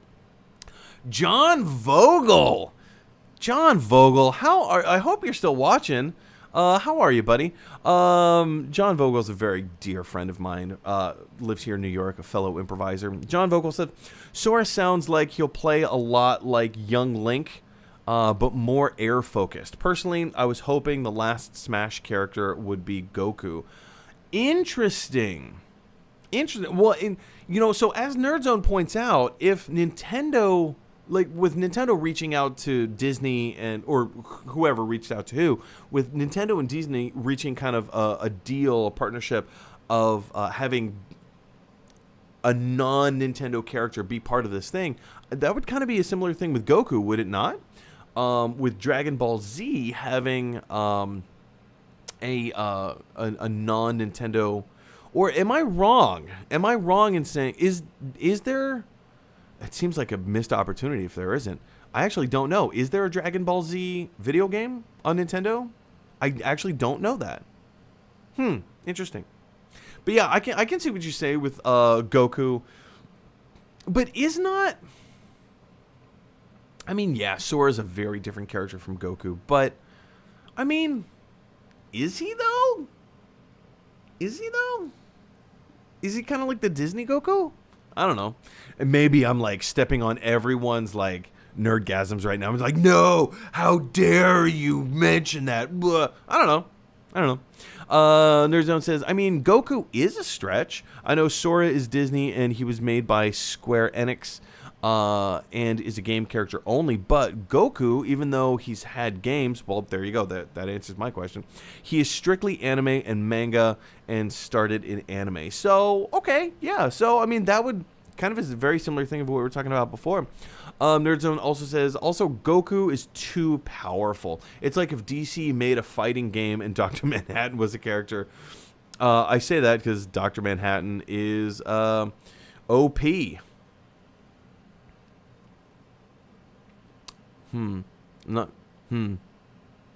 Yeah, I mean, you make a great point. Dr. Manhattan is, like, how do you... I don't know if that's a fair comparison, Goku versus, compared to Dr. Manhattan, but like, I understand what it is that you're saying. I understand the spirit of what you're saying. And that very well could be. Goku might be too powerful of a character. John Vogel says, I wouldn't have thought of Goku as a possible Smash character except for how big Fighter Z is. Now, you guys are getting into territory that I'm not familiar. How powerful Fighter Z is. It looks like conversation moves on a little bit. Nerdzone says, so the first 2 Resident Evil games came out in the 90s, but Resident Evil 1 got a remake in the early 2000s, and Resident Evil 2 got a remake in 2019. Resident Evil 2 got a remake? Wait, do you mean the game? I think you might mean the games. Again, yeah, that I'm unfamiliar with. But I do remember when the movies came out, and I think, like, again, when the original game... Because, again, it was a huge thing. When Mortal Kombat came out, every mother on the planet was like, no, my children will not be playing that violent, disgusting video game. And Resident Evil was kind of... It was in that same vein where... Hang on, my kids are playing what? Like, they're fighting what? And I would always play Resident Evil when I went to the arcade. Like, that was fun. But those were never the types of games that my brother and I were allowed to play at home. So I never played like Street Fighter or Resident Evil or what was the other one that I just mentioned? Mortal Kombat. Like, we never played those types of like violent video games. But I do remember the cultural impact that they made when they came out. And it was woof. Yeah, it was woof. Dominica May says, yeah, exactly. Character development is so important. Otherwise, I just don't care. That's the thing. Like, you can make all of the references to, like, from any video game movie you want. Great. You're remaking Resident Evil, Welcome to Raccoon City. Cool.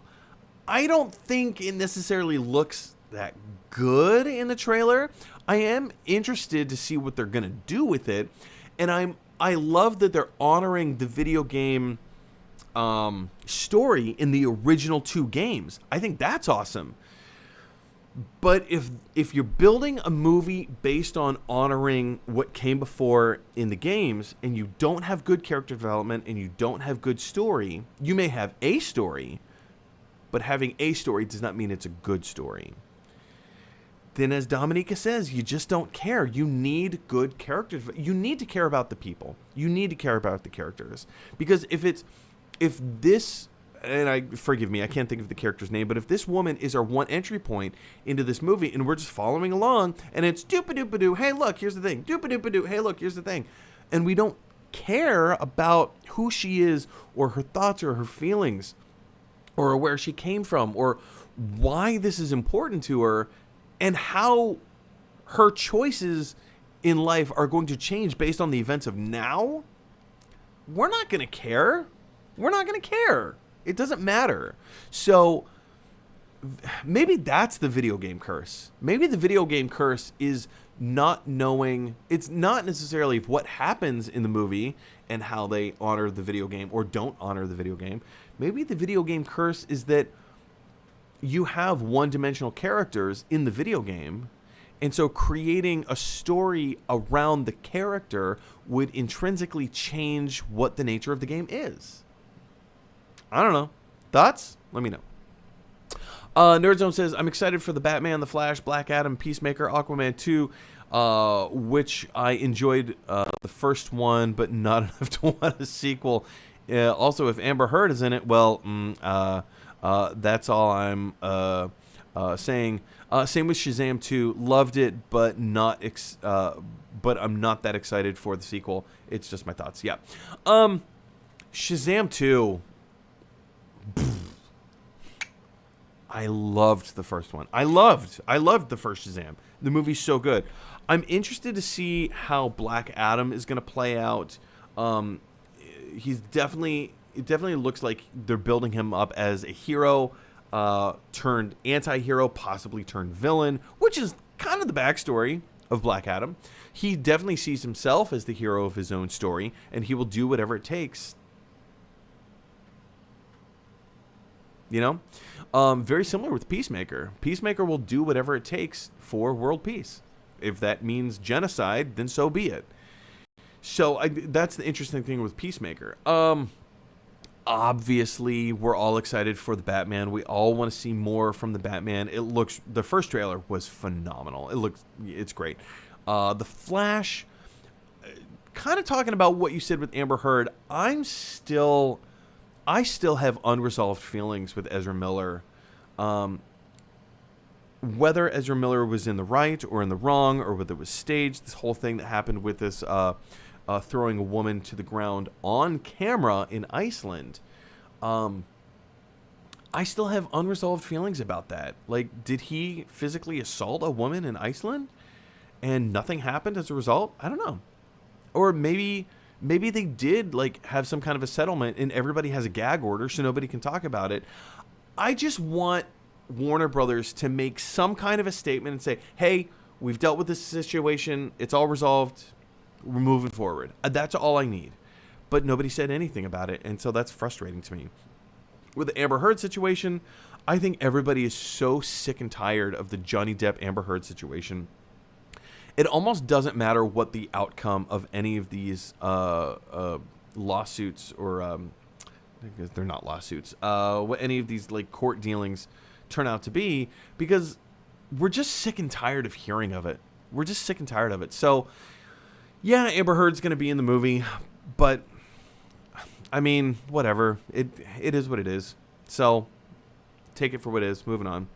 Nerd Zone says, by the way, yeah, I'm gonna all these new Lego the Batman. I'm gonna buy. I think you mean probably you're gonna buy all these new Lego the Batman sets. You're gonna get, yeah. It looks amazing. I would totally like that. The Batcave set looks phenomenal. Like, that is really, really cool. I would totally get that one because it just looks fun to put together. Nerdzone says, Mike, read The Hobbit, please. You know what? I don't think I want to sit down and record myself reading the entire book. But if there's like a children's version of The Hobbit, like a shortened version, which is kind of funny because The Hobbit, as it currently is as the book, is technically a children's book. But yeah, if there's like a shorter version of The Hobbit, I 1,000% would do that.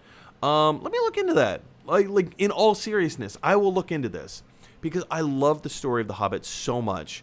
And if there's a shorter, condensed version, I would love to do kind of like a dramatic reading as like a bedtime story kind of thing. Yeah, I totally would. Dominica May says, I missed when you said hi to me because I was in a work meeting.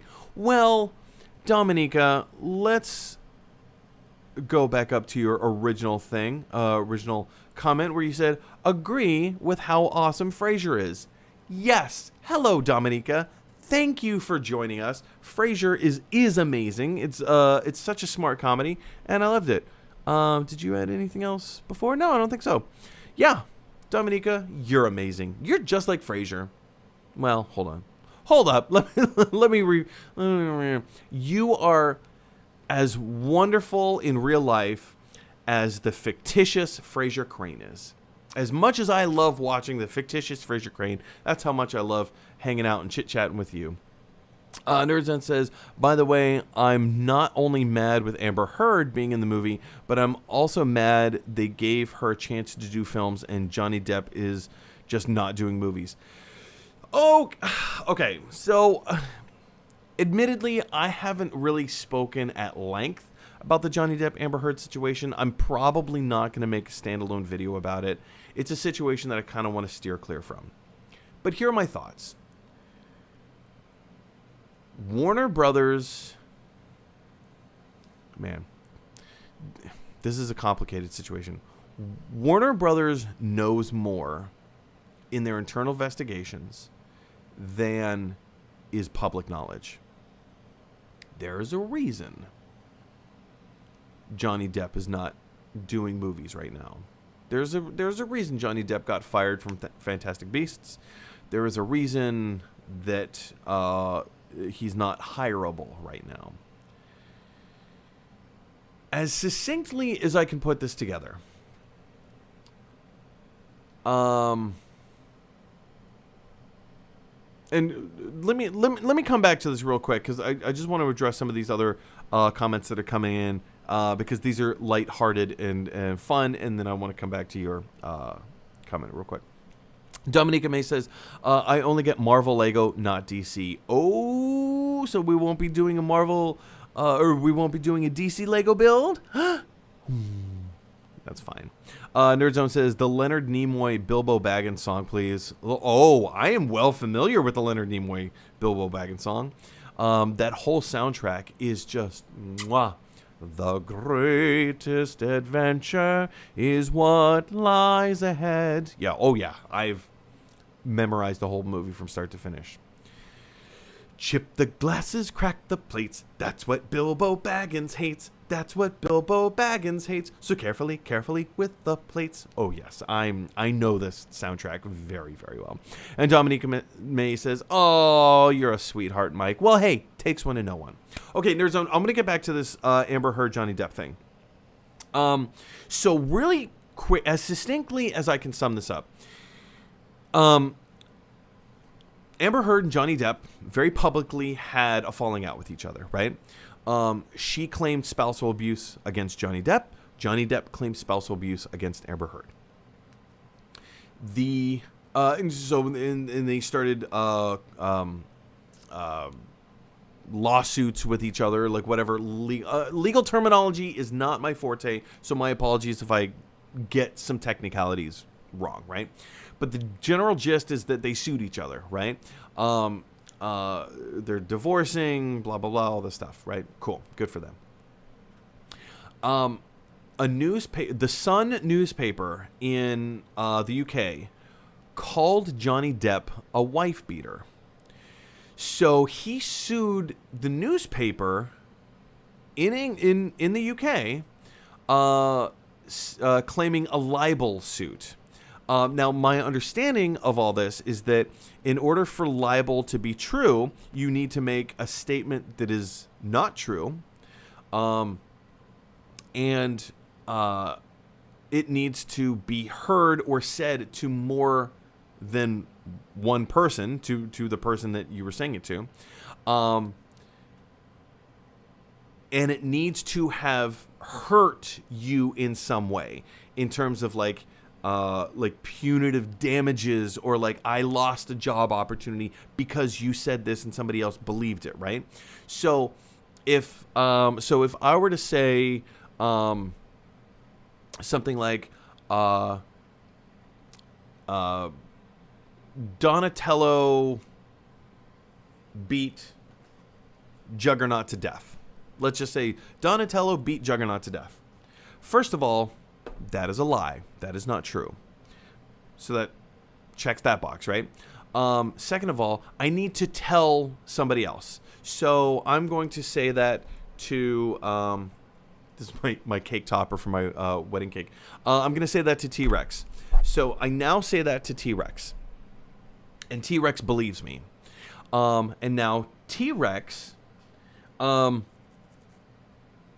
Donatello goes up to T-Rex for a job interview, and T-Rex says, "Oh no, I'm not going to hire you because I heard that you beat Juggernaut to death." Now there were consequences to my lie, right? There's consequences to my lie. So these are all things that need to happen in order to have an actual libel lawsuit. So Johnny Depp sued the Sun newspaper and said, "That's not true. I am not a wife beater." And so the courts in England, or sorry, in wherever they happen to be, probably in England, but the courts in UK did their own investigation, and they came to the conclusion that there is enough evidence that calling Johnny Depp a wife beater is not libel. That might actually be truth. So, and Johnny Depp had an easier time. He would have had, well, I guess, like, that was an easier case to win in the UK, because in the UK, the way, my understanding, the way the law works in the UK, you don't have to prove your innocence. You only have to prove your guilt, right?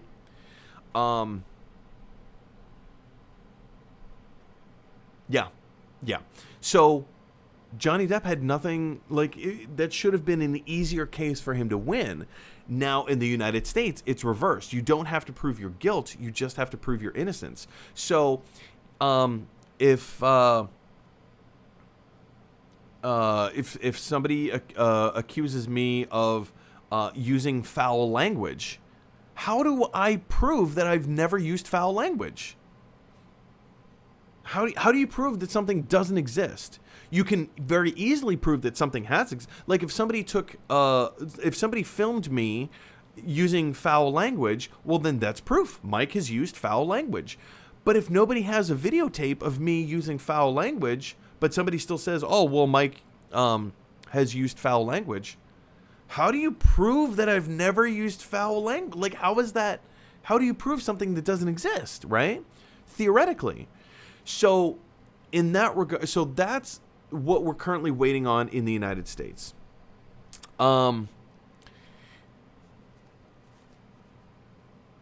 With the court case that happened in the UK, it should have, I mean, I'm not going to say it should have been a slam dunk, but Johnny Depp's case would have been much easier to win, in that regard, because there's no evidence that he did do it. But the courts in the UK were like, "Yeah, we don't buy this." So they sided with the Sun newspaper, who called Johnny Depp a wife beater. Their words. So it's a complicated situation. So not just because of that, but Warner Brothers also did their own internal investigation of the whole thing, and they decided to kind of wipe their hands clean of Johnny Depp. So that's why Johnny Depp is not doing movies right now, because Warner Brothers knows something that the general public doesn't know, and the courts in the UK know something that the general public doesn't know, and we're still waiting for the American court case to go to trial, which I believe is sometime in like January or February next year, something like that. So we still have a few more months to wait to find out, like, is Johnny Depp guilty of spousal abuse? Probably. I mean,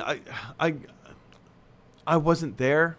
I don't know specific details. So all I know is what the courts are coming out with and all that stuff. So anyway, so I want to move away from this because it's way too heavy. It's way too sad. It's way too depressing. You guys are all talking Lego sets. Dominica May says, I have 2 new Marvel sets when we get done with the Daily Bugle. I also just got the roller coaster Lego set. Oh, cool. Nerdzone says, you got the Daily Bugle? Sick! With an exclamation mark. Dominica May. Yep. Daily Bugle has taken me months because I stream build it. Should be finishing it this Friday. Mike, should we make the finale my first public stream? Yeah, I think we should. Yeah, so Nerdzone, if you're not, or anybody else who's watching right now, if you're not sure what Dominica is talking about, so every now and again, Dominica and I will get together on Facebook Live, and we'll do kind of a private live stream. We haven't really done it publicly yet, but we'll do a private live stream so that very specific people that we know can join in the conversation. We just talk while Dominica is at home building the Daily Bugle, which is enormous. This thing is huge, and it's really intricate, and it's really cool. So we're going to finish it, or rather she's going to finish it while we just have a life discussion about all things life and things. This Friday, I don't know what time it's going live yet, but yeah, we 1,000% should make it public. And we'll keep the personal stuff at bay. We'll keep the personal stuff personal, and we'll just have a light, fun lighthearted conversation.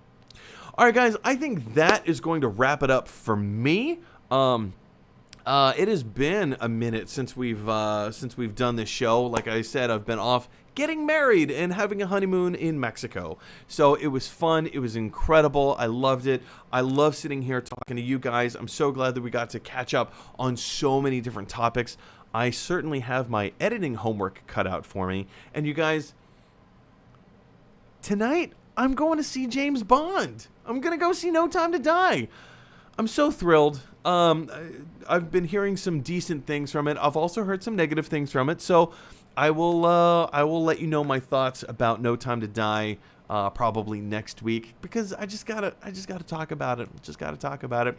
Thank you guys so much for hanging out with me. Thanks for sticking around. You guys, if there's anything specifically that you want to talk about that you don't think that we've covered yet on the show, send me an email at gottalovethemmovies@gmail.com, and as long as your question or comment is family friendly, we'll make it a main topic here on the show, main point of discussion.